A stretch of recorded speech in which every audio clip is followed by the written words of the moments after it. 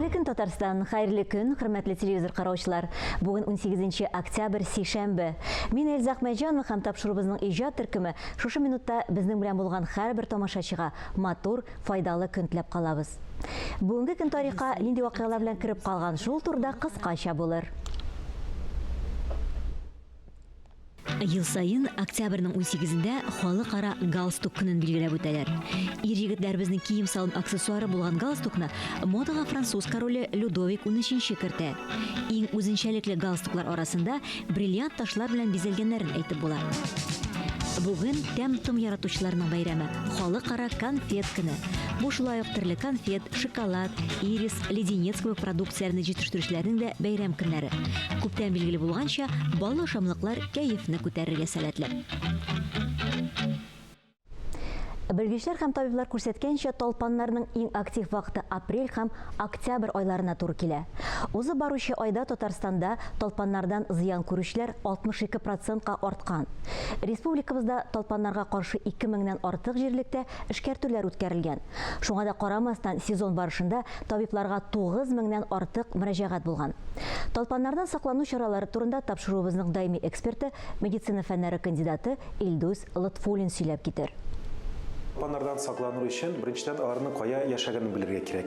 Талпаннар алар урманда, паркта гына түгел, алар куе, биек үләндә дә яши ала. Шуның өчен әгәр дә сулы, куе үлән булган җиргә барсагыз, анда да талпан эләктерергә мөмкин. Талпан ул тәннең, тиренең иң нәзик өлешен эзли. Иң нәзик, иң менә теге тешләп алырга җиңел булган өлешен эзли. Шуның өчен ул аяк астында да була ала, тез астында була ала, култык астында була ала, муенда була ала. Бут арасында була, менә шул тешләр талпанның иң яраткан урыннары. Беренчедән паникага бирелергә кирәк түгел. Күпчелек вакытта талпанның чагуы кеше өчен куркыныч түгел. Без талпаннан нишләп куркабыз? Талпан ул ике төрле бик зәһәр, бик куркыныч инфекция тарата. Аның беренчесе лайм-боррелиоз, икенчесе энцефалит. Ләкин һәр талпанда да менә шушы инфекция бар дип санарга кирәк түгел. Ул инфекцияләр алар гаять сирәк очрый. Ул еш инфекция түгел, ләкин алар куркыныч. Шуның өчен без талпаннан куркабыз да инде. Әгәр дә кешене талпан чакса, беренчедән ул талпанны озакка сузмыйча чыгарырга кирәк. Озак вакыт кайдыр йөреп, кайдыр больницага барып торасы түгел, вакыт үткән сайын менә шул талпандагы инфекция кешегә иярүенең ихтималы күбәя. Талпанның чыгаруының төрле юллары бар. Талпанны чыгарыр өчен хәзер интернетта специаль инструментлар сатыла. Ул әленди авыр теге инструмент түгел, бары шул щипцы кебегрәк бер әйбер инде ул. Талпанны аны төбеннәнрәк тотып, әкрен генә башын өзмичә, әкрен генә куптарып чыгарыр кирәк. Аны халыкта теге сәгать угы буенча, сәгать угына каршы дигән имеш-мешләр бар. Уңа карамый, аны әкрен генә селкетә чыгарырга кирәк. Талпанны чыгарганда аны сытарга ярамый. Сытсаң, аның ичендәге инфекция иярү ихтималы зурая. Әкрен генә үтермичә, әкрен генә чыгарырга кирәк аны. Талпан чыккач, аның менә бу шаккан җирен, тешләгән җирен бренди антибиотиклы мазь белән эшкәртергә кирәк. Эшкәртеп алырга, чөнки башка инфекцияләр дә бар. Менә гапади стрептокок шунда кирип ирен булса, ул да бит әйбәт түгел. Шуның өчен аның шаккан нурын әйбәтләп бренди антисептик белән эшкәртергә кирәк. Үзегез чыгара алмыйсыз икән, травмпунктка барырга ярый, әгәр дә ул якын җирдә икән. Әгәр дә мәсәлән ул кайдыр авылда травмпунктка эләгер өчен машинага утырып, шәһәргә барырга, анда чиратта утырырга кирәк икән, ул вакытта бу эш түгел. Талпанны иң якын вакытта чыгарга кирәк, чөнки ул тәндә озаграк вакыт булган сайын, аның инфекциясының кешегә күчүенең ихтималы зурая. Шуның өчен озак вакыт талпан белән йөрергә кирәк түгел, аны чыгарга кирәк. Талпанны куып җибәрә торган эффектив мәсләр юк. Талпан бар ишә. Анар киенгәндә кием тәнне капларга тиеш. Талпан белән тарала торган инфекциялар икесе дә яшьләр өчен дә, зурлар өчен дә куркыныч, әйбәт инфекция түгел икесе дә. Менә бу талпан белән тарала торган энцефалит, ул нерв системасына зур кыенлык, зур зарар китерә ала. Һәм менә бөтен дөньяда була торган хәлендә ул бөтен дөньяда таралган инфекция, аның профилактикасының төп чарасы ел сайын талпанга каршы вакцина кую. Талпан белән тарала торган икенче инфекция, лайм-боррелиоз дип атала, ул да әйбәт инфекция түгел. Лайм-боррелиоз эләккән кеше беренчедән инфекция үзеннән-үзе зарарлы. Икенчедән ул кешенең менә ковид кебек әйбит кешенең теге слабый урыннарын табып, шуларны ачып җибәрә дип әйтергә була бит. Мәсәлән, лайм-боррелиоздан соң кайбер кешедә артритлар башлана, башка авырулар башланырга мөмкин. Ул менә кешенең нәзик урынын, теге йомшак урынын табып, шушыңарга китереп суга дип әйтергә була. Без туры эфирда эшлибез, барыгызга да хәерле, матур көннәр теләп дәвам итәбез.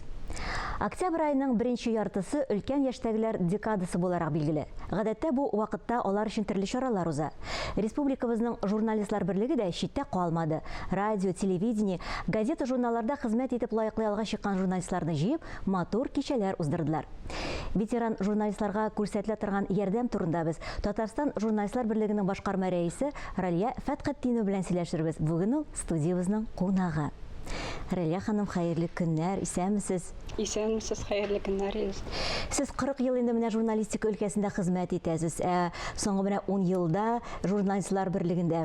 Һәм инде бик күп вазифалар башкарасыз. Шул исәптән безнең кадерле ветеран журналистларыбызны җыеп, аларга төрле чаралар уздырасыз. Менә бу соңгы арада гына да, менә бу октябрьдә нинди чаралар уздырдыгыз алар өчен? Нинди нисбәттән аларны җыйдыгыз? Шул турыда сөйләп китсәгез иде. Элземне әйтмәкләгән идем мин, безнең бит журналистлар берлеге иҗади оешмалар арасында иң өлкәне. Киләсе елга, Алла бирсә, безгә 105 яшь тулачак. Ул иң өлкәне генә түгел, иң күп әгъзалы да. Безнең оешмада 1000-гә якын әгъзабыз бар. Менә шуларның яртысы диярлек, 50% дип әйтәбез инде, өлкән яшьтәге ветераннарыбыз. Аларны без саныйбыз инде менә 60+ дип әйтәбез. Иң кече безнең журналистыбызга 25 яшь булса, иң өлкән журналистыбызга бүгенге көндә 95 яшь. Ул Казанда яши, Валерий Николаевич Русаков.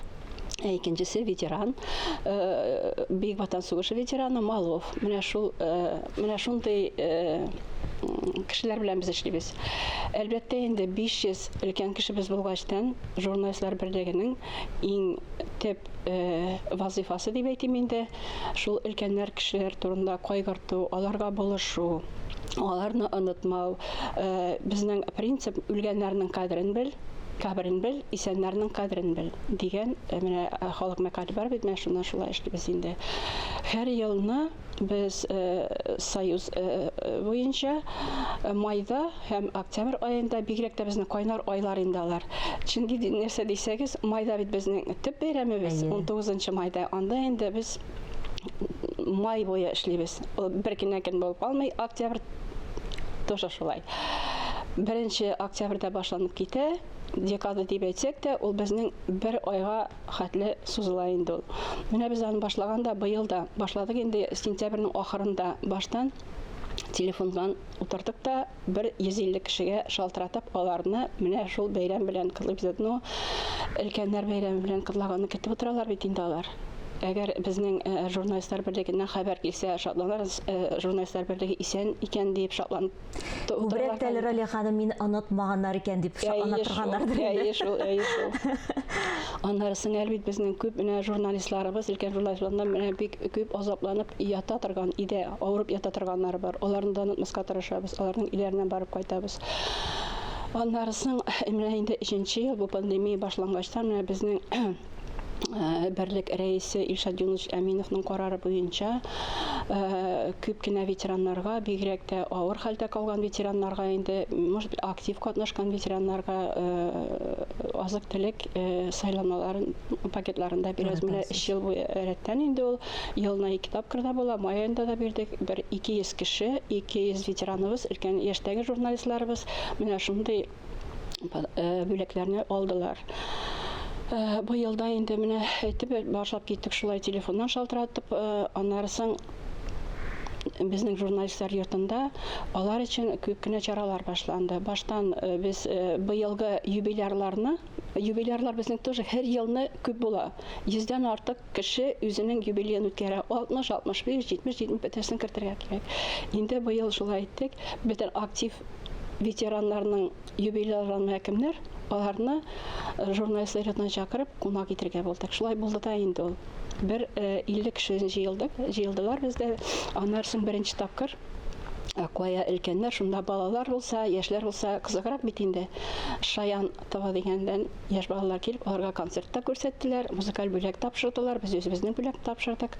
Шулай итте ул 6нчы көнне. Аннарсын 2нче көнне инде Сөембикә журналында татар журналистлары, акыллы, талантлы журналистлар эшлиләр бит инде. Аларның да 100 еллык тарихлары бар. Без аларны ветераннарын кунакка чакырып, студентлар белән очраштырдык. Аларның күптән инде очрашканнары юк иде, бик шатланып килделәр. Роза Туфетулова бик матур итеп сөйләде. Сөембикә журналының тарихын сөйләде. Мин үзебезнең музейда булган бул Азат хатын булган Сөембикәдән башланып киткән бинары Азат хатын алар турында музейда безнең күп кенә экспонатлар бар.